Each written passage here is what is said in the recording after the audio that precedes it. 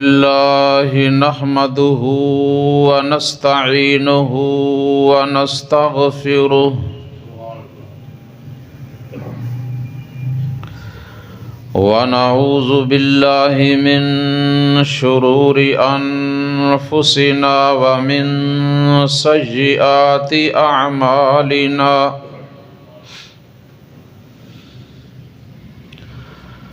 من يهده الله فلا مضل له ومن يضلله فلا هادي له وأشهد أن لا إله إلا الله وحده لا شريك له وأشهد أن محمدًا عبده ورسوله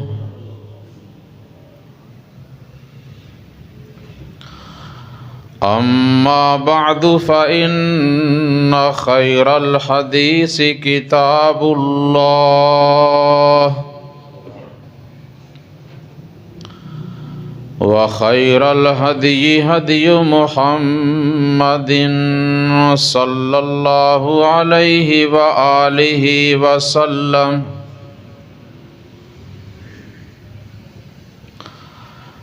وشر الأمور محدثاتها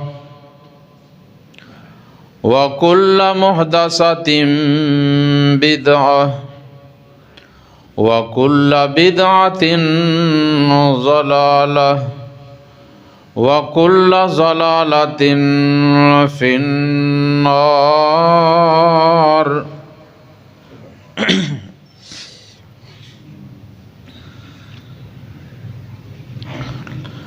اللهم صل على محمد وعلى آل محمد كما صليت على إبراهيم وعلى آل إبراهيم إنك حميد مجيد اللهم بارك على محمد وعلى آل محمد كما باركت على إبراهيم وعلى آل إبراهيم إنك حميد مجيد رب اشرح لي صدري ويسر لي أمري واحلل عقدة من لساني يفقه قولي رب زدني علما أما بعد فأعوذ بالله من الشيطان الرجيم بسم الله الرحمن الرحيم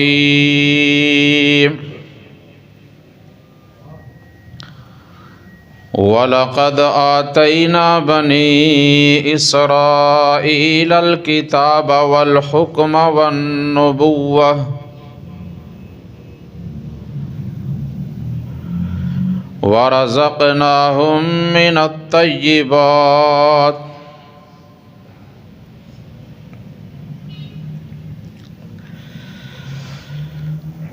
اللہ تعالیٰ کی حمد و ثنا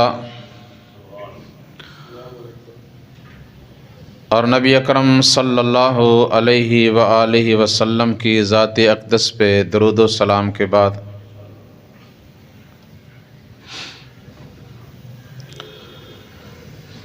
محترم سامعین،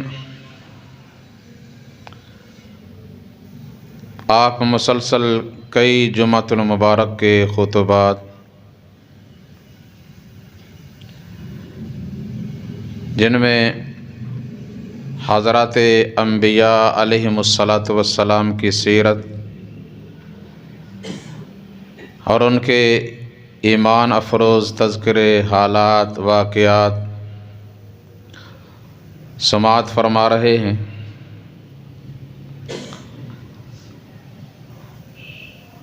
آج کے اس عظیم الشان خطبہ جمعۃ المبارک میں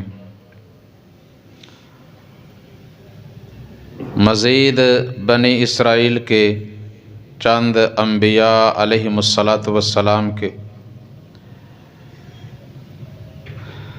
ایمان افروز تذکرے، واقعات انشاءاللہ بیان کیے جائیں گے، جن میں ہمارے لیے بہت سے اسباق اور عبرتناک نصیحتیں موجود ہیں، اس لیے کہ اللہ سبحانہ و تعالی نے خود قرآن حکیم میں ارشاد فرمایا، وَكُلًّا نَقُصُّ عَلَيْكَ مِنْ أَنْبَاءِ الرُّسُلِ مَا نُثَبِّتُ بِهِ فُؤَادَكَ وَجَاءَكَ فِي هَٰذِهِ الْحَقُّ وَمَوْعِظَةٌ وَذِكْرَىٰ لِلْمُؤْمِنِينَ۔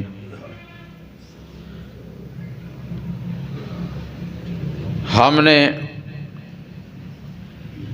جتنے بھی انبیاء علیہم الصلاۃ والسلام کے قصے بیان کیے ہیں، وہ اس لیے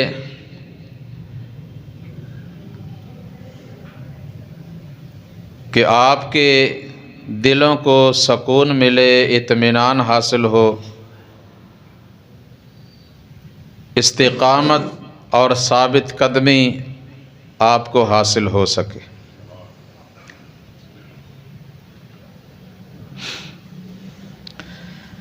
تو اس لیے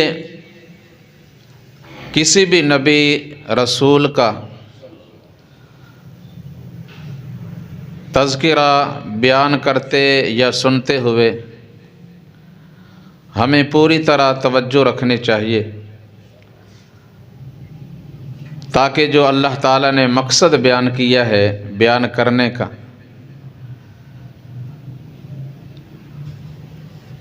وہ ہم حاصل کر سکیں۔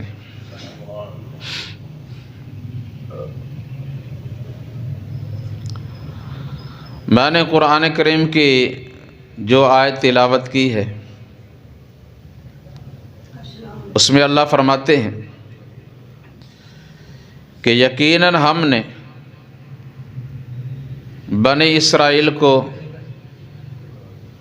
بہت سی نعمتوں سے نوازا،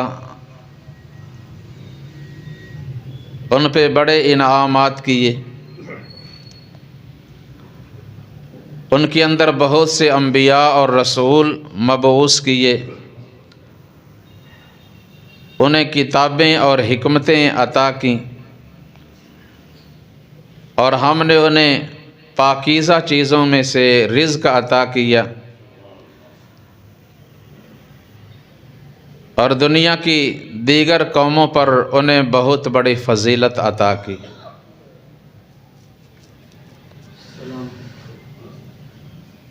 مگر اللہ تعالیٰ کی ان نعمتوں کا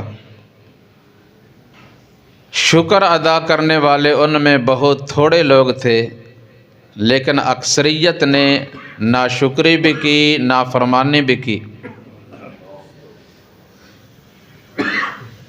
اور اللہ تعالیٰ کی نعمتوں کی بے قدری کی، جس کی انہیں دنیا میں بھی سزا ملی، اور آخرت کی سزا تو پھر تیار ہے ہی۔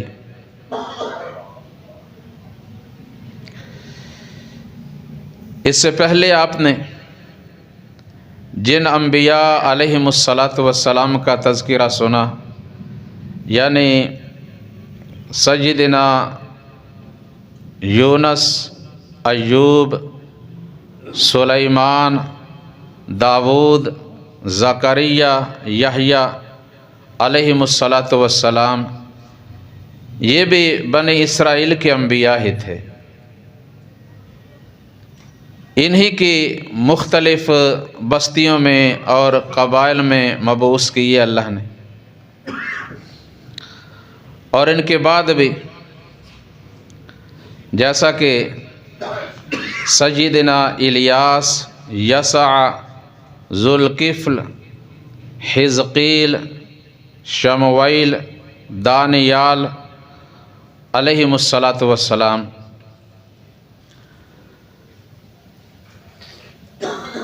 سورہ الصافات میں اللہ تعالیٰ نے دیگر انبیاء علیہم الصلاۃ والسلام کے ساتھ سیدنا الیاس علیہ السلام کا بڑے خوبصورت انداز میں مختصر تذکرہ کرتے ہوئے فرمایا کہ وَإِنَّ إِلْيَاسَ لَمِنَ الْمُرْسَلِينَ اِذْ قَالَ لِقَوْمِهِ أَلَا تَتَّقُونَ، کہ بے شک ہمارے نبیوں اور رسولوں میں سے ایک الیاس علیہ السلام بھی تھے،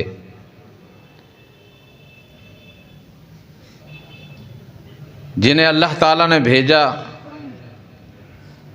ایک ایسی قوم کی طرف کہ ان کے بادشاہ نے اور بادشاہ کی بیوی نے ایک بہت بڑا بت بنا رکھا تھا جس کا نام انہوں نے رکھا تھا بعل، اور اسی نسبت سے ان کی آبادی کا نام بھی بعلبک اس نام سے مشہور ہے۔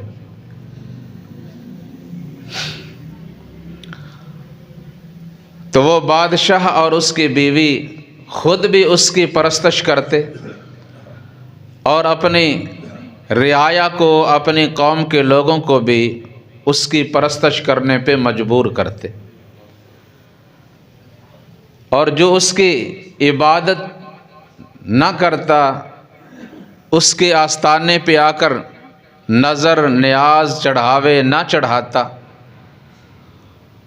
اسے وہ مختلف سزائیں دیا کرتے۔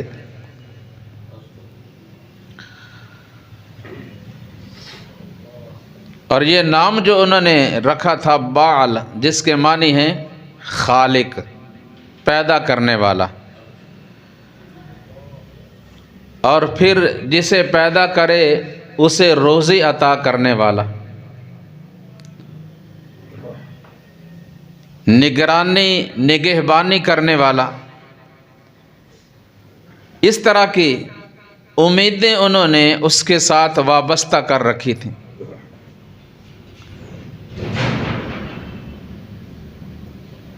تو اللہ سبحانہ و تعالی نے انہیں اس بہت بڑے شرک سے روکنے کے لیے اور توحید سمجھانے اور سکھانے کے لیے سیدنا الیاس علیہ السلام کو مبعوث فرمایا۔ قرآن کریم کے الفاظ وَإِنَّ إِلْيَاسَ لَمِنَ الْمُرْسَلِينَ اِذْ قَالَ لِقَوْمِهِ أَلَا تَتَّقُونَ أَتَدْعُونَ بَعْلًا وَتَذَرُونَ أَحْسَنَ الْخَالِقِينَ،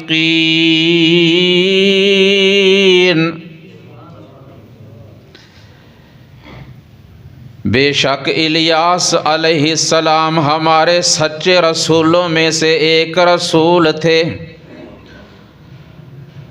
وہ وقت قابل ذکر ہے کہ جب انہوں نے اپنی قوم سے فرمایا کہ میری قوم کے لوگوں، تم اللہ سے ڈرتے کیوں نہیں؟ اتدعون بعلا، کیا تم اللہ کے علاوہ بعل کو پکارتے ہو، اس سے دعائیں مانگتے ہو، اس کے سامنے اپنی حاجات کو پیش کرتے ہو، اسے حاجت روا اور مشکل کشا سمجھتے ہو، اسے شفا اور اولاد دینے والا سمجھتے ہو، اسے نفع اور نقصان کا مالک سمجھتے ہو۔ وَتَذَرُونَ أَحْسَنَ الْخَالِقِينَ، اور اس اللہ کو بھول چکے ہو، اسے چھوڑ رہے ہو جو بہترین پیدا کرنے والا ہے، جو بہترین خالق ہے۔ احسن الخالقین، ایک دنیا کے لوگ ہیں جو کچھ بناتے ہیں، اور جو بھی بناتے ہیں اس سے پہلے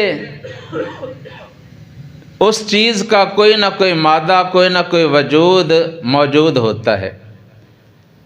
مثلا لکڑی کی کوئی چیز، لوہے کی، پلاسٹک کی، تو وہ چیز پہلے سے موجود ہوتی ہے، یا کاغذ کی، اور اس لکڑی کو یا لوہے کو گھڑ کر، تراش کر، یا ضربیں لگا لگا کر وہ چیز تیار کرتے ہیں۔ لیکن جو وہ احسن الخالقین ہے، وہ ایسی چیزیں پیدا کرتا ہے کہ جن کا پہلے کوئی وجود نہیں ہوتا، کوئی نمونہ بھی نہیں ہوتا کہ جسے دیکھ کر وہ بنائے۔ وہ چیز کو عدم سے وجود میں لاتا ہے اور ایک شکل اسے عطا کرتا ہے۔ یہ حقیقی خالق و مالک میں اور اس کی مخلوق میں فرق ہے۔ اور جو بہترین خالق ہے وہ کون ہے؟ اللہ ربکم و رب آبائکم الاولین، وہ اللہ ہے جو تمہارا بھی رب ہے اور تمہارے پہلے آباء و اجداد جو گزر چکے ہیں ان کا بھی رب ہے۔ اور یہ احسن الخالقین جو جملہ ہے نا، یہ اللہ نے اور بھی کئی جگہ پہ قرآن کریم میں استعمال کیا ہے، اور بتایا اپنے بندوں کو کہ میں کس طرح احسن الخالقین ہوں، پیدا کرنے والا ہوں۔ سورہ المؤمنون کے شروع میں اللہ تعالیٰ فرماتے ہیں وَلَقَدْ خَلَقْنَا الْإِنسَانَ مِنْ سُلَالَةٍ مِّن طِينٍ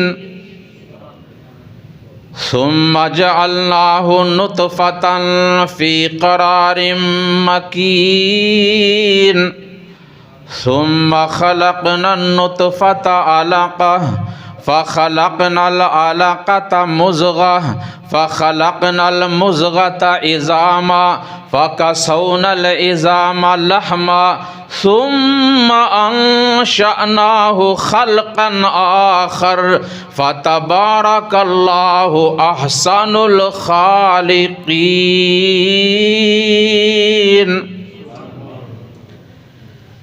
فرمایا یقیناً ہم نے انسان کو مٹی سے پیدا کیا۔ سب سے پہلے انسان کو مٹی سے پیدا کیا، اور اس کے بعد اس کی نسل کو چلایا، یہ سلسلہ آگے بڑھایا۔ پھر انسان کو ہم نے پانی کے ایک قطرے سے پیدا کیا، اس قطرے کا ہم نے خون بنا دیا، خون سے ایک بوٹی بنا دی، بوٹی سے ہڈی بنا دی، ہڈی کے اوپر گوشت چڑھا دیا، اور پھر اس کے تمام اعضاء کو صحیح سلامت پیدا کیا۔ کہیں ہاتھ بن رہے ہیں، کہیں پاؤں، کہیں کان، کہیں ناک، کہیں آنکھیں، کہیں سر، کہیں دماغ، کہیں دل، اور مختلف چیزیں کہاں بن رہی ہیں۔ جس کے پیٹ میں یہ سب کچھ تیار ہو رہا ہے خبر اس کو بھی نہیں۔ اس بند کمرے میں، بند جگہ میں وہ جو پیدا کر رہا ہے وہاں نہ کوئی دیکھ رہا ہے اور نہ ہی بننے والے، تیار ہونے والے کی آواز کو کوئی سن رہا ہے، وہ اللہ بنا بھی رہا ہے اور اسے خوراک بھی پہنچا رہا ہے۔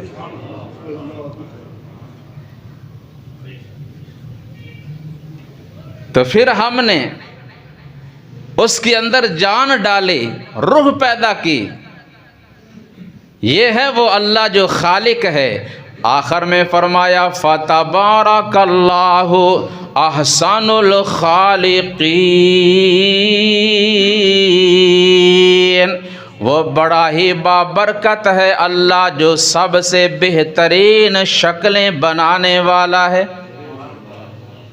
اور جگہ فرمایا اللہ الذی جعل لکم الارض قرارا والسماء بناء وصورکم فاحسن صورکم ورزقکم من الطیبات ذالکم اللہ ربکم فتبارک اللہ رب العالمین۔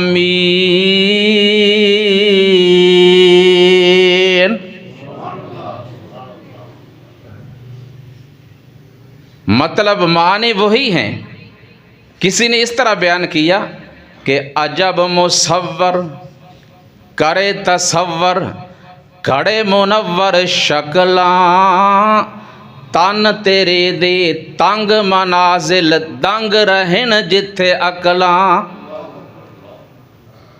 انسان کی عقل اس کی سوچ سے بھی بالا تر ہے جو وہ کر رہا ہے۔ هو الذی یصورکم فی الارحام کیف یشاء لا الہ الا هو العزیز الحکیم۔ لوگو وہ تمہاری شکلوں صورتوں کو تمہاری ماؤں کے پیٹوں میں پیدا کرتا ہے اور وہ خود جس طرح چاہتا ہے پیدا کرتا ہے۔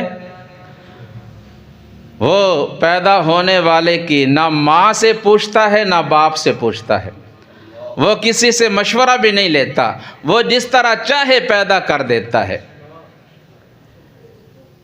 وہ ہے اللہ لا الہ الا ہو، جس کے سوا اور کوئی خالق و مالک نہیں، وہی غالب حکمت والا ہے، وہی احسن الخالقین ہے۔ آگے فرمایا اللہ ربکم ورب آبائکم الاولین۔ اب تو یہ تم نے ایک پتھر کا بت گھڑ لیا، اس کا یہ نام بھی رکھ لیا، اس کو بنا اور سجا کر رکھ لیا، اور اس کے بارے میں تمہارے عقائد اور نظریات ہیں کہ یہ ہماری مشکلات کو حل کرتا ہے، حاجات کو پورا کرتا ہے، ہمیں روزیاں دیتا ہے۔ مجھے ذرا یہ تو بتاؤ کہ جب یہ بت دنیا میں نہیں تھا، اس کا وجود نہیں تھا، جس نے اس کو گھڑا تراشا بنایا وہ بھی نہیں تھا، تو اس سے پہلے جو تمہارے بڑے آبا و اجداد گزر گئے ہیں ان کو پیدا کرنے والا اور انہیں روزیاں دینے والا کون تھا؟ بتاؤ نا ذرا، وہ کون تھا؟ اسی بات کو سامنے رکھ کر ہمارے مسلمان بھائی بھی سوچ لیں اور اپنی اصلاح کر لیں کہ جنہیں ہم داتا، دستگیر، گنج بخش اور غوث اعظم سمجھ رہے ہیں، جب یہ دنیا میں نہیں تھے، ان سے پہلے جو لوگ گزر گئے ان کا داتا کون تھا؟ ان کا غوث کون تھا؟ ان کا دستگیر اور لجپال کون تھا؟ اللہ ربکم ورب آبائکم الاولین، وہ اللہ ہی ہے جو تمہارا بھی پرورش کرنے والا، روزیاں دینے والا، تمہیں بھی پالنے والا اور تمہارے پہلے گزرے ہوئے آبا و اجداد کو پالنے والا بھی وہ ہے۔ لیکن قوم کے لوگ بگڑ گئے، حاکم وقت بھی بگڑ گیا، ان کے خلاف ہو گئے۔ چاہیے تو تھا نا کہ اللہ کے بھیجے ہوئے نبی اور رسول کی دعوت کو سنتے، سمجھتے اور قبول کرتے، لیکن یہ ظالم سیدنا الیاس علیہ السلام اور ان کے ماننے والوں کے قتل کے درپے ہو گئے۔ اللہ اکبر۔ فَكَذَّبُوهُ فَإِنَّهُمْ لَمُحْضَرُونَ،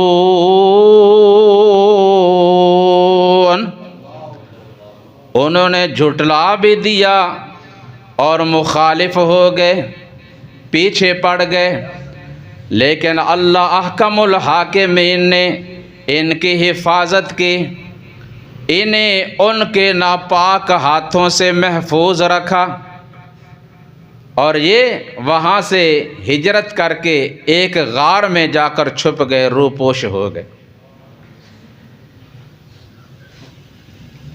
اور لیکن جو مخالفت کرنے والے، اللہ تعالیٰ نے انہیں اپنے گرفت میں لے لیا، انہیں دنیا میں بھی سزا ملی جو ملی، اور آخرت میں بھی وہ اپنے رب کی بارگاہ میں حاضر ہو جائیں گے۔ فَكَذَّبُوهُ فَإِنَّهُمْ لَمُحْضَرُونَ، انہیں سزا ضرور ملے گی۔ إِلَّا عِبَادَ اللَّهِ الْمُخْلَصِينَ، بچیں گے وہی جو اللہ کے مخلص بندے ہیں۔ وہ مخلص کون ہیں؟ دعوا اللہ مخلصین لہ الدین، جو خالصتاً اکیلے اللہ ہی کی عبادت کرتے ہیں اور اسے ہی کو پکارتے ہیں، جو اللہ کے لیے سب کچھ کرنے والے، جنہوں نے اپنا تن من دھن، اپنا مال اور اپنے جانوں کو اللہ کے لیے وقف کر لیا، وہ اللہ کے نزدیک عزت و شان والے لوگ ہیں، اور دوسروں کی اللہ کے نزدیک کوئی قدر نہیں۔ اور سیدنا الیاس علیہ السلام، اللہ نے ان کو کیا مرتبہ اور مقام عطا کیا، فرمایا وَتَرَكْنَا عَلَيْهِ فِي الْآخِرِينَ سَلَامٌ عَلَىٰ إِلْيَاسِينَ إِنَّا كَذَلِكَ نَجْزِي الْمُحْسِنِينَ إِنَّهُ مِنْ عِبَادِنَا الْمُؤْمِنِينَ۔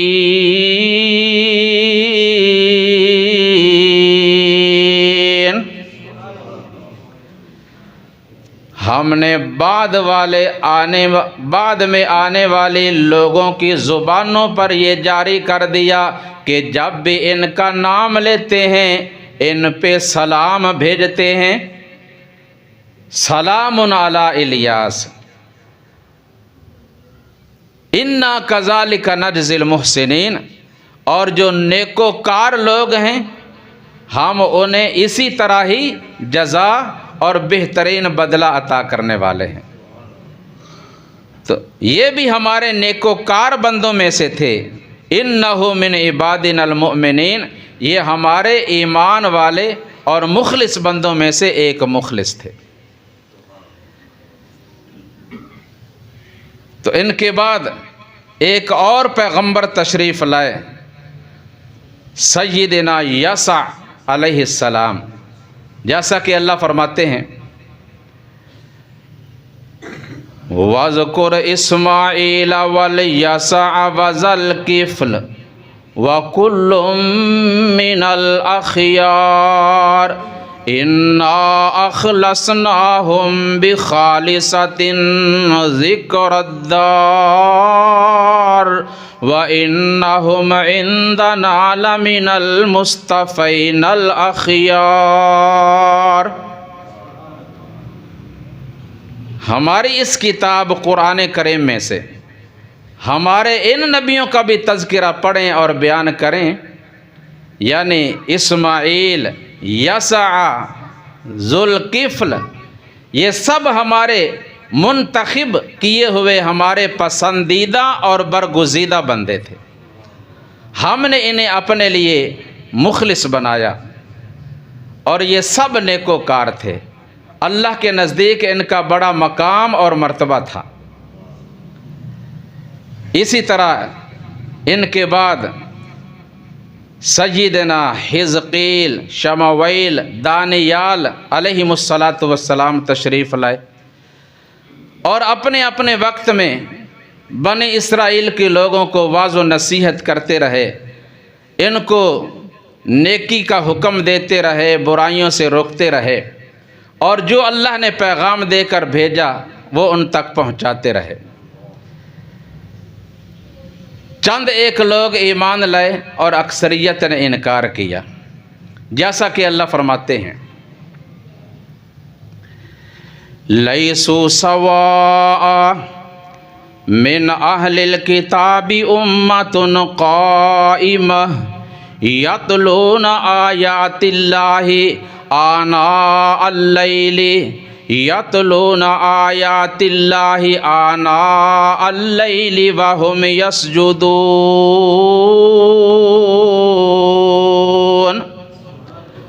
فرمایا یہ سب اہل کتاب بنی اسرائیل کے لوگ سب ایک جیسے نہیں، سب ہی ناشکر اور نافرمان نہیں، ان میں بہت اچھے لوگ بھی گزرے ہیں اور موجود بھی ہیں، ان میں سے کچھ ایسے لوگ موجود ہیں جو دن کے اوقات میں بھی اپنے رب کی عبادت کرتے ہیں اور رات کے گھڑیوں میں بھی باوضو ہو کر اللہ کے سامنے قیام کرتے ہیں، رکوع اور سجدے کرتے ہیں اور اللہ کی آیات کی تلاوت کرتے ہیں، دوسرے لوگوں کو بھی نیکی کا حکم دیتے ہیں اور برائیوں سے منع کرتے ہیں، اور یہی نیکوکار لوگ ہیں۔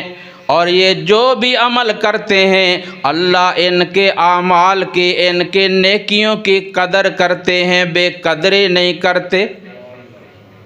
وَمَا يَفْعَلُوا مِنْ خَيْرٍ فَلَنْ يُكْفَرُوهُ وَاللَّهُ عَلِيمٌ بِالْمُتَّقِينَ۔ یہ جو بھی نیکی کرتے ہیں اس کی بے قدری نہیں کی جاتی، اللہ نیکیوں کی قدر کرنے والے ہیں، اور اللہ پرہیزگار لوگوں کو اچھی طرح جاننے والے ہیں۔ اسی طرح اور جگہ فرمایا وَإِنَّ مِنْ أَهْلِ الْكِتَابِ لَمَن يُؤْمِنُ بِاللَّهِ وَمَا أُنزِلَ إِلَيْكُمْ وَمَا أُنزِلَ إِلَيْهِمْ خَاشِعِينَ لِلَّهِ لَا يَشْتَرُونَ بِآيَاتِ اللَّهِ ثَمَنًا قَلِيلًا أُولَئِكَ لَهُمْ أَجْرُهُمْ عِندَ رَبِّهِمْ إِنَّ اللَّهَ سَرِيعُ الْحِسَابِ۔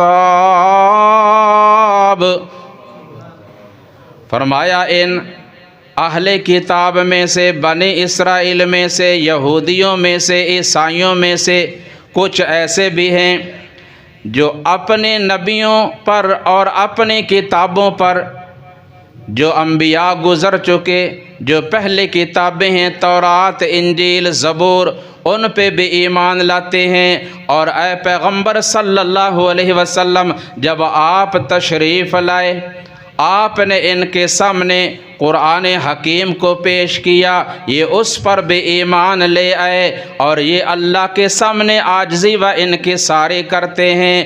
اللہ ان کا اجر و ثواب ضائع نہیں کرے گا، اور اللہ انہیں پورا پورا بہترین اجر عطا کرے گا۔ بلکہ آپ صلی اللہ علیہ وسلم نے فرمایا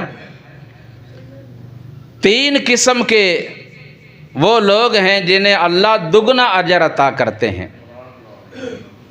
ان میں ایک اہل کتاب کا آدمی، خواہ وہ یہودی ہو یا عیسائی، جو اپنے نبی اور اپنی کتاب پر ایمان لایا، اور پھر جب یہ آخری نبی اور آخری کتاب کی بات اس تک پہنچی اس پہ بھی ایمان لے آیا، تو اللہ ایسے شخص کو دگنا اجر عطا کرتے ہیں۔ سورہ الحدید کے آخر میں اللہ فرماتے ہیں یا ایھا الذین آمنوا اتقوا اللہ وآمنوا برسولہ یؤتکم کفلین من رحمتہ ویجعل لکم نورا تمشون بہ ویغفر لکم واللہ غفور رحیم۔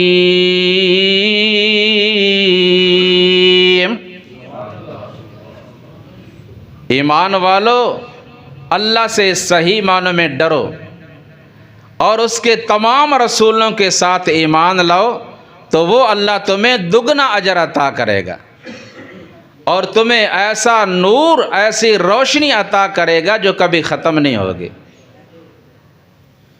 اور تمہارے گناہوں کو بھی معاف کر دے گا، کیونکہ وہ اللہ بڑا غفور الرحیم ہے۔ یہ تو مرتبہ اور مقام ان کا ہے نا جو ان میں سے ایمان لائے اور انہوں نے اللہ کی عبادت کی اور اللہ کے دین کو آگے دوسروں تک پہنچایا۔ لیکن دوسرے جنہوں نے اللہ کے نبیوں اور رسولوں کی تکذیب کی اور ان کی دعوت کا انکار کیا، بلکہ ان میں سے کئی ایسے بد نصیب اور بدبخت بھی گزرے کہ جنہوں نے اللہ کے بھیجے ہوئے نبیوں اور رسولوں کو ناحق قتل بھی کیا اور ان پہ ایمان لانے والوں کو بھی قتل کیا، جیسا کہ اللہ فرماتے ہیں ان الذین یکفرون بآیات اللہ ویقتلون النبیین بغیر حق وَيَقْتُلُونَ الَّذِينَ يَأْمُرُونَ بِالْقِسْطِ مِنَ النَّاسِ فَبَشِّرْهُم بِعَذَابٍ أَلِيمٍ۔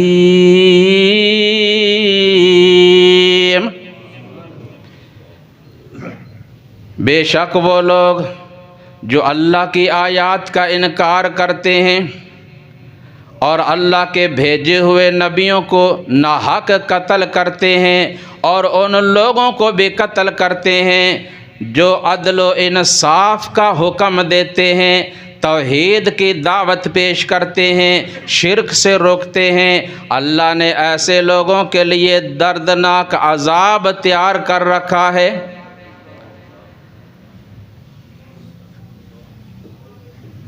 تو انہوں نے ہزاروں نبیوں اور رسولوں کو قتل کیا، ان میں سے جن کا آپ نے پچھلے جمعے ذکر سنا، یعنی سیدنا زکریا اور یحییٰ علیہم السلام، ان دونوں کو بھی ان لوگوں نے قتل کیا۔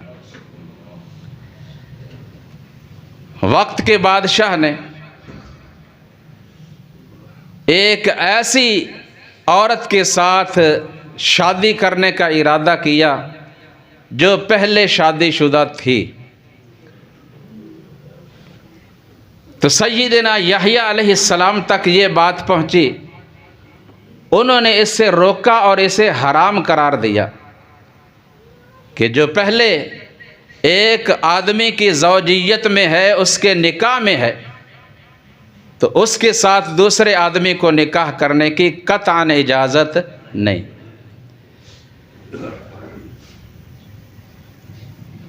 لیکن اس کا ایمان خراب ہو گیا، ایمان نکل گیا، اور وہ عورت بھی اس کے اوپر مر رہی تھی، فریفتہ ہو چکی تھی،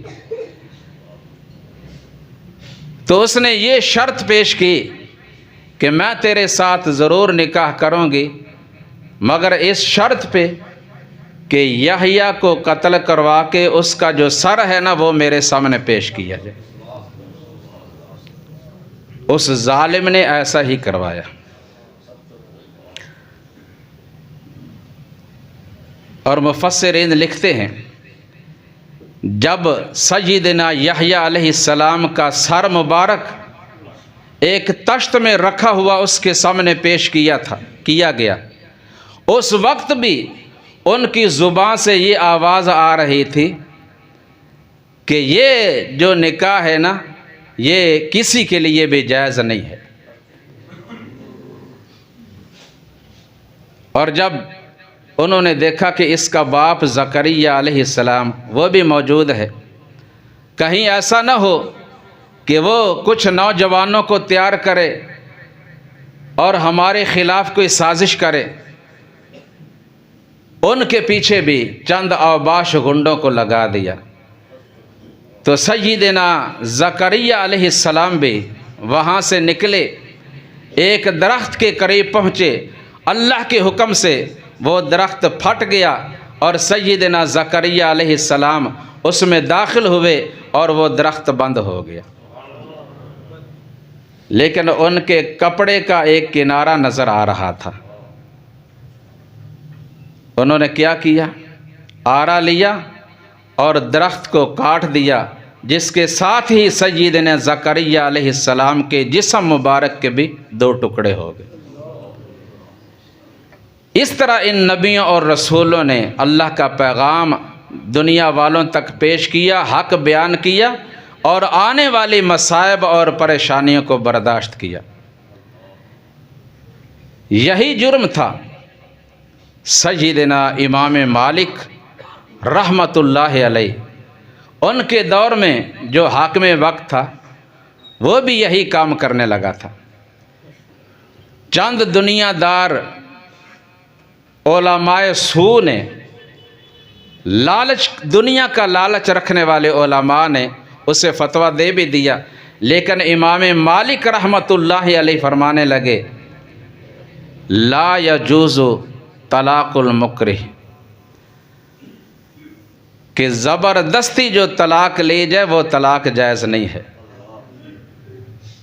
ایک جوڑا مرد اور اس کی عورت بالاتفاق اپنے گھر میں رہ رہے ہیں، ان کا کوئی تنازع نہیں، کوئی جھگڑا نہیں، اور کوئی تیسرا ان کو مجبور کرے کہ تو اس کو طلاق دے تاکہ تیرے طلاق دینے کے بعد میں اس سے نکاح کروں، تو یہ ہے جبراً طلاق۔ اور ایسی طلاق اگر کہلوا بھی لے جائے، وہ کہنے والا مجبور ہو کر کہہ بھی دے تب بھی نہیں ہوگی۔ یہی فتویٰ تھا امام مالک رحمۃ اللہ علیہ کا۔ اگر وہ اس موقع پہ کھڑے نہ ہوتے تو شاید بعد میں بھی دنیا دار جو بااثر لوگ ہیں وہ اس طرح کی عورت کو اس کے خامد سے چھین کر اپنی زوجیت میں لیتے رہتے، لیکن انہوں نے کوڑے کھائے، اتنے کوڑے کھائے کہ ان کے بازو ٹوٹ گئے، بازو ٹوٹ گئے۔ یہیں پہ بس نہیں، حاکم وقت میں گدھے پہ بٹھایا، بلکہ منہ بھی سیاہ کر ڈالا اور حکم دیا کہ اس کو آبادی کے اندر گھمایا جائے تاکہ لوگوں کو پتہ چلے کہ جو حاکم وقت کا حکم نہیں مانتا اس کا یہی حال ہوتا ہے۔ لوگ لے کر پھرنے لگے اور اعلان کرنے لگے کہ لوگوں دیکھو یہ ہے مالک، اس کا یہ جرم ہے۔ فرمانے لگے تم نہ بولو، میں خود اپنا تعارف کرواتا ہوں، میں بتاتا ہوں۔ فرمایا من عرفنی فقد عرفنی ومن لم یعرفنی فانا مالک بن انس۔ لوگو تم میں سے جو مجھے پہچانتا ہے وہ تو پہچانتا ہی ہے، اور جو نہیں جانتا وہ سن لے، میں مالک ابن انس ہوں، میرا یہ جرم ہے، اس جرم کی بنا پر مجھے یہ سزا دی جا رہی ہے۔ انہوں نے کوڑے کھا لیے، جسم چھلنی کروا لیا، بازو توڑوا لیے، لیکن حق بات پہ ڈٹ گئے، حق بات کہنے سے باز نہ آئے۔ اللہ اکبر کبیرہ۔ تو اسی طرح یہ لوگ بنی اسرائیل کے جنہوں نے اللہ کے نبیوں اور رسولوں کے ساتھ بھی ظلم کیا، اس سے بھی باز نہ آئے، اور پھر اللہ نے ایسے لوگوں کو دنیا میں بھی سزا دی اور آخرت میں بھی۔ وَقَضَيْنَا إِلَى بَنِي إِسْرَائِيلَ فِي الْكِتَابِ لَتُفْسِدُنَّ فِي الْأَرْضِ مَرَّتَيْنِ وَلَتَعْلُنَّ عُلُوًّا كَبِيرًا۔ ہم نے یہ فیصلہ کر رکھا تھا کہ یہ بنی اسرائیل کے لوگ، یہ یہود زمین کے اندر بار بار فتنہ فساد کرتے رہیں گے اور ہم بھی انہیں سزائیں دیتے رہیں گے۔ یہ فساد کرتے رہیں گے، ہم ان کو سزا دیتے رہیں گے، اور سزا دینے کے لیے ہم ان کے اوپر بڑے بڑے لوگوں کو، حکمرانوں کو مسلط کرتے رہیں گے۔ یہ انبیاء جن کے ساتھ انہوں نے یہ ظلم کیا، سیدنا الیاس، یسع، ذوالکفل اور دیگر نبی، ان کے بعد تھوڑے عرصہ میں ہی عراق کے شہر بابل کا بادشاہ بخت نصر ایک بہت بڑا لشکر لے کر آیا، جس نے ان پر چڑھائی کی اور ان کے لاکھوں لوگوں کو قتل کیا اور کئی ہزاروں کو گرفتار کر کے اپنے ساتھ بابل میں لے گیا۔ ان میں سیدنا دانیال علیہ السلام بھی تھے۔ کون؟ حضرت دانیال علیہ السلام۔ بخت نصر نے وہاں ایک کنواں تھا بابل کے قریب، اس میں 2 شیر چھوڑے ہوئے تھے کنویں میں۔ سیدنا دانیال علیہ السلام کو اس کنویں میں ڈال دیا، جس کنویں میں شیر بھی موجود تھے۔ اور جیسا کہ رسول اللہ صلی اللہ علیہ وسلم فرماتے ہیں، اللہ تعالیٰ انبیاء علیہم السلام کے جسموں کی حفاظت کرتے ہیں، نہ ان کو مٹی کھا سکتی ہے اور نہ جنگل کا درندہ۔ ان اللہ حرم علی الارض اجساد الانبیاء۔ کنویں میں ڈالا لیکن جنگل کے شیروں نے انہیں کچھ نہیں کہا، دانت تک نہیں لگایا، کوئی نقصان نہیں پہنچایا، وہ پرامن طریقے سے اس کنویں میں موجود رہے۔ کچھ دن تک بھوک اور پیاس کو برداشت کرتے رہے، لیکن بالآخر انہیں پیاس اور بھوک کا احساس ہوا۔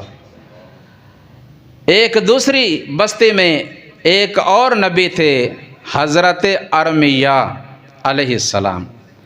اللہ نے ان کی طرف وحی بھیجی، حکم دیا کہ کھانا تیار کرو اور دانیال تک پہنچاؤ۔ کہا یا اللہ، میں یہاں ہوں ارض مقدس میں اور وہ بابل کے شہر میں ہیں، اتنا دور کا سفر میں یہاں سے کھانا ان تک کیسے پہنچاؤں گا؟ فرمایا کہ آپ کھانا تیار کریں، ہم آپ کو پہنچا دیں گے۔ انہوں نے کھانا تیار کیا، اللہ تعالیٰ نے پہنچا دیا، جس طرح بھی پہنچا دیا۔ ان تک کھانا ان کے سامنے پیش کیا۔ سیدنا دانیال علیہ السلام پوچھتے ہیں آپ کون ہیں، کہاں سے آئے ہیں؟ اپنا تعارف کروایا اور بتایا کہ مجھے میرے اللہ نے بھیجا ہے۔ اس وقت سیدنا دانیال علیہ السلام نے بڑے خوبصورت انداز میں اور بہترین طریقے سے اللہ تعالیٰ کی تعریفوں کو بیان کیا۔ فرمایا تمام تعریفیں ہیں اس اللہ کے لیے جو اپنی مخلوق کو بھولنے والا نہیں، جو اپنی مخلوق تک رزق پہنچانے والا ہے، جو اس پہ امید لگا رکھتا ہے، وہ اس کی امید کو توڑنے والا نہیں۔ تمام تعریفیں اس اللہ کے لیے ہیں کہ جو اس پہ توکل کرتا ہے وہ اس کے لیے کافی ہو جاتا ہے۔ اس طرح مزید اللہ تعالیٰ کی حمد و ثنا میں بڑے جملے پیش کیے، اور یہ قرآن کریم کی آیات کی گویا کہ ترجمانی ہے۔ وَمَا مِن دَابَّةٍ فِي الْأَرْضِ إِلَّا عَلَى اللَّهِ رِزْقُهَا وَيَعْلَمُ مُسْتَقَرَّهَا وَمُسْتَوْدَعَهَا كُلٌّ فِي كِتَابٍ مُبِينٍ۔ الدین، انسان تو انسان رہے، زمین کے اندر کوئی ایسا جانور بھی نہیں کہ جس کے رزق کا ذمہ اللہ نے نہ لیا ہو۔ ہر ایک مخلوق کے رزق کی ذمہ داری کس کے ذمہ ہے؟ اللہ کے ذمہ۔ پھر ہمیں چھوڑ کر ادھر ادھر جانے کی کوئی ضرورت ہے؟ بہرحال جب بخت نصر کو پتہ چلا، معلوم ہوا کہ اس کو جنگل کے شیروں نے بھی، جنگل کے درندوں نے بھی کوئی نقصان نہیں پہنچایا، تو لگتا ہے یہ اللہ کا سچا نبی ہے۔ انہیں کنویں سے نکلوایا، آزاد کر دیا، ان کے ساتھ اور لوگوں کو بھی چھوڑ دیا۔ تو یہ واپس پہنچے، پھر اللہ کے دین کی تبلیغ کرتے کرتے فارس تک پہنچے۔ امام ابن کثیر رحمۃ اللہ علیہ لکھتے ہیں، تابعین میں سے ایک تابعی ہیں ابو العالیہ رحمۃ اللہ علیہ، وہ بیان کرتے ہیں کہ جب ہم نے فارس کا شہر تستر فتح کیا تھا نا، اور وہاں کے حاکم ہرمزان کو ہم نے گرفتار کیا، اس کے خزانوں میں سے ہمیں اس کا پلنگ ملا، اس کے اوپر ایک بڑے ہی خوبصورت باریش آدمی کا وجود، ان کا جسم موجود تھا، اور ہمیں ایسا لگ رہا تھا کہ یہ بالکل تر و تازہ ہے، حالانکہ ان کو کئی 100 سال گزر چکے تھے۔ اور ان کے سرہانے میں سے ہمیں ایک تحریر لکھی ہوئی ملی، جن میں کچھ واعظ و نصیحت کی باتیں تھیں۔ بعد میں ایک اور تابعی نے ان سے سوال کیا کہ وہ کون تھے اور پھر ان کے ساتھ تم نے کیا سلوک کیا؟ بتایا کہ وہ تھے اللہ کے پیغمبر دانیال علیہ السلام۔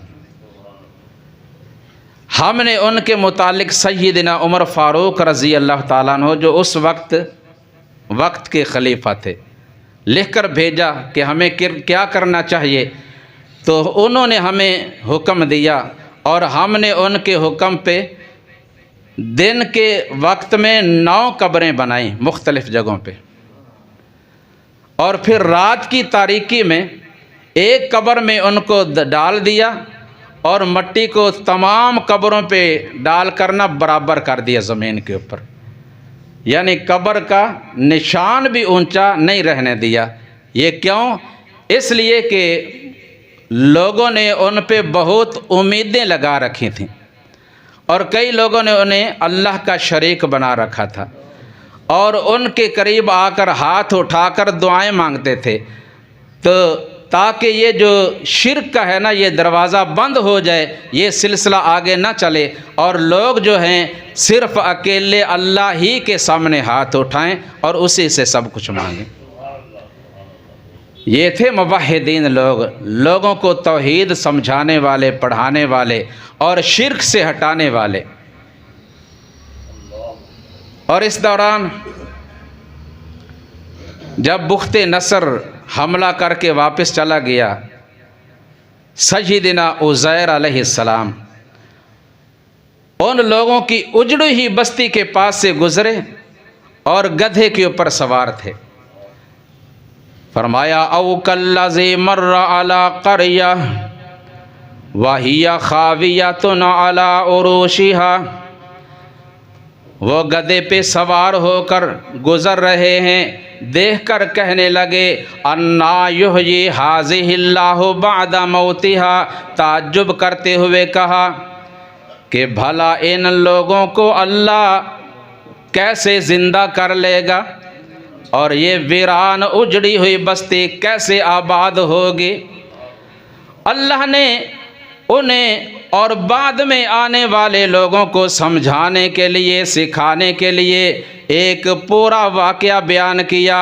فرمایا فَأَمَاتَهُ اللَّهُ 100 عام، اللہ نے وہیں پہ انہیں 100 سال کے لیے مار دیا۔ کن کو؟ عزیر علیہ السلام کو۔ ثم بعث، 100 साल गुजर जाने के बाद अल्लाह ने फिर उठाया और पूछा कम लबिस्ता, ज़रा बताओ ना कितना अरसा ठहरे हो। काला लबिस्तु यौमन औ बअज़ यौम, ऐ अल्लाह मैं यहाँ एक दिन या दिन का कुछ हिस्सा रहा हूँ। ये कौन कह रहे थे? अल्लाह के सच्चे नबी, सच्चे पैगंबर, आलिमुल गैब, सब कुछ जानने वाला कौन? अल्लाह। अल्लाह के माँ सिवा किसी को अपने बारे में भी कोई पता नहीं कि मेरे साथ क्या हुआ और क्या होने वाला है। काला बल लबिस्त मिअत आम, फरमाया एक आधा दिन नहीं बल्कि आप तो 100 साल तक यहाँ रहे हैं। फंजुर इला तामिका व शराबिका लम यतसन्नह, तेरे पास जो खाना था और पीने के लिए पानी था, अपने खाने और पानी की तरफ देख, वो भी ख़राब नहीं हुआ बल्कि तरोताज़ा है। वंजुर इला हिमारिका, और ज़रा अब अपने गधे की तरफ देख। तो ने कहा था ना अल्लाह कैसे ज़िंदा करेगा, अब ज़रा देख हम कैसे ज़िंदा करते हैं। वंजुर इला हिमारिका वलिनजअलका आयतल लिन्नासी, हमने तेरी हद तक नहीं बल्कि तुझे बाद में आने वालों के लिए भी निशानी बनाना है अपनी कुदरत की। अपने गधे की तरफ देख। वलिनजअलका आयतल लिन्नास वंजुर इलल इज़ामी कैफ़ा नुनशिज़ुहा, हड्डियाँ जो बिखरी पड़ी थीं जुड़ गई, आपस में इकट्ठी हो गई, जहाँ जहाँ हड्डी की जगह थी उस जगह पे आ गई।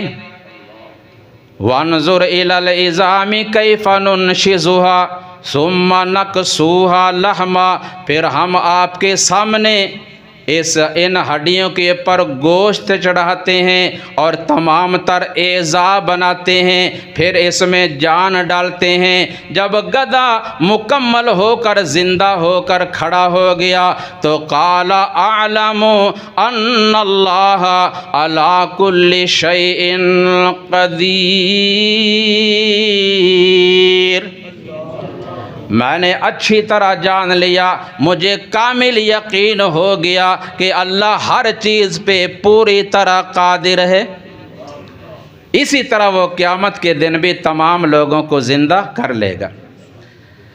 अब इसके बाद सय्यिदना उज़ैर अलैहिस्सलाम गधे पे सवार हुए और निकले अपने घर की तलाश के लिए। और देखा वो जो शहर, वो बस्ती जो वीरान पड़ी थी, उजड़ी पड़ी थी, वो आबाद हो चुकी है, लोग उन घरों में मौजूद हैं।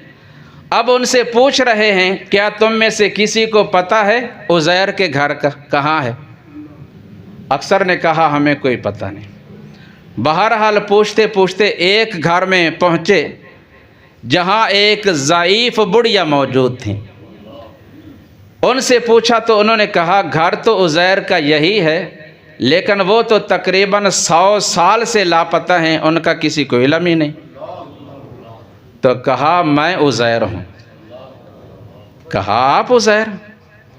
अच्छा, वो तो अल्लाह के नबी थे और मुस्तजाबुद्दावात थे, उनकी दुआ अल्लाह कबूल करते थे। अगर आप वाकई ही उज़ैर हैं तो दुआ करें, मैं आँखों से नाबीनी हो चुकी हूँ, अल्लाह मुझे बीनाई अता कर दे। उन्होंने दुआ की, आँखों पे हाथ फेरा, अल्लाह ताला ने बीनाई वापस लौटा दे। वो तंदुरुस्त और सही सलामत हो गई। और फिर उनको लेकर कौम की मजलिस में पहुँची, उनको बताया और कौम के लोगों ने कहा कि हमें इस तरह यकीन नहीं आएगा। जो उज़ैर थे ना वो तौरात के मुकम्मल तौरात के हाफिज़ थे, और तौरात जो है ना वो हमसे गायब हो चुकी है, उसका असल नुस्खा जो वो हमें मिल नहीं रहा। अगर वाकई ही आप उज़ैर हैं तो हमें तौरात लिख कर दे दें। तो सय्यिदना उज़ैर अलैहिस्सलाम को मुकम्मल तौरात फिर भी याद थी इतना अरसा गुजर जाने के बाद, और उन्होंने वो लिखवाई। और इसीलिए फिर कौम के लोगों ने कहा उज़ैर इब्नुल्लाह, عزیر پھر کوئی عام آدمی نہیں، معاذ اللہ یہ تو اللہ کا بیٹا ہے، اور حد سے پھر انہوں اور بڑھا دیا، عقیدت میں بہت زیادہ آگے بڑھ گئے۔ تو اللہ فرماتے ہیں جنہوں نے عزیر علیہ السلام کے بارے میں یہ جملہ کہا یا عیسیٰ ابن مریم علیہ السلام کے بارے میں یہ جملہ کہا، یقیناً ان دونوں نے کفر کا ارتکاب کیا۔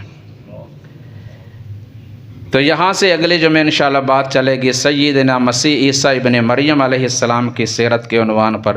اللہ تعالی ہمیں اپنے عقائد اور اعمال کی اصلاح کرنے کی توفیق عطا فرمائے۔ وما علیہ الا البلاغ۔